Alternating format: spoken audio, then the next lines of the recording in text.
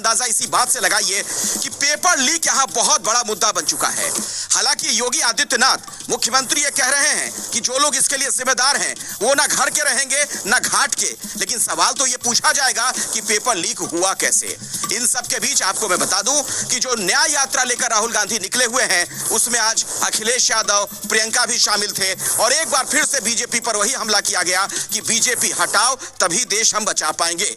इस पर भी बातचीत होगी। हमारे साथ अलग अलग दलों के नुमाइंदे यहाँ पर जुड़ रहे हैं, उनसे मैं आपका परिचय करवाऊंगा, लेकिन सबसे पहले एक छोटी सी रिपोर्ट मैं आपको दिखाना चाहता हूं।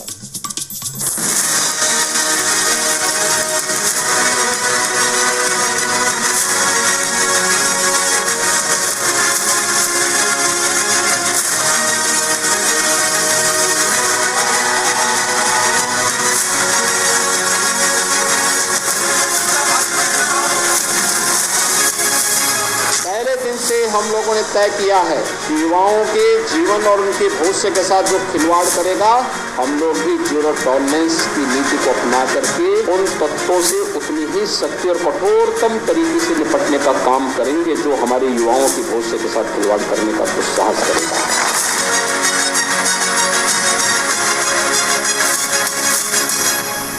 सरकार की नियत नहीं थी नौकरी देने की, और सरकार अगर चाहती होती नौकरी देने की, सरकार की अगर नियत साफ होती तो जिस समय पहला पेपर लीक हुआ था उसी समय सरकार सख्ती से कार्रवाई करती। इससे जुड़े हुए 2.5 करोड़ परिवार के लोग हैं जिनके साथ बीजेपी ने धोखा किया है।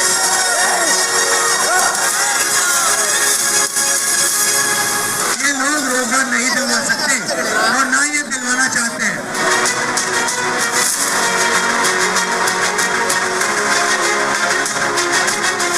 अखिलेश जी इस बात के ऊपर बोल रहे हैं जिसकी सरकार के अंदर हमेशा षड्यंत्र होते रहे। पेपर लीक इसलिए नहीं होते थे कि पेपर पहले आउट हो जाते और बाहर से परीक्षा होती थी, बाहर से एग्जाम होते थे, एक तो पूरी क्लास में बोल करके तब नकलें हुआ करते थे।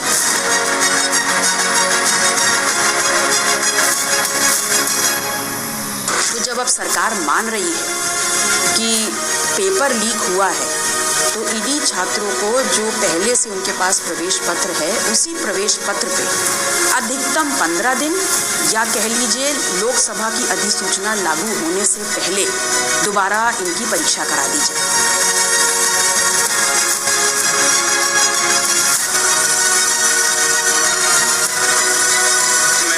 देता हूं योगी जी को। नौजवानों ने बहुत बड़े स्तर पे जो कमियां थी उनको उजागर किया और जो धांधलियां अनियमितताएं थी उनको उन पे प्रकाश डाला और सरकार ने उनकी बात को माना।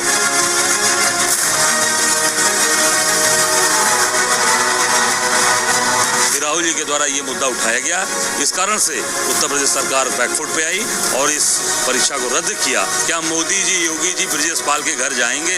क्या इन लोगों ने इसमें उनका हाथ रहा, जिन लोगों ने इसमें ये योगदान दिया, इस परीक्षा को लीक कराया है, क्या उनके घरों पर बुलडोजर योगी जी चलाएंगे?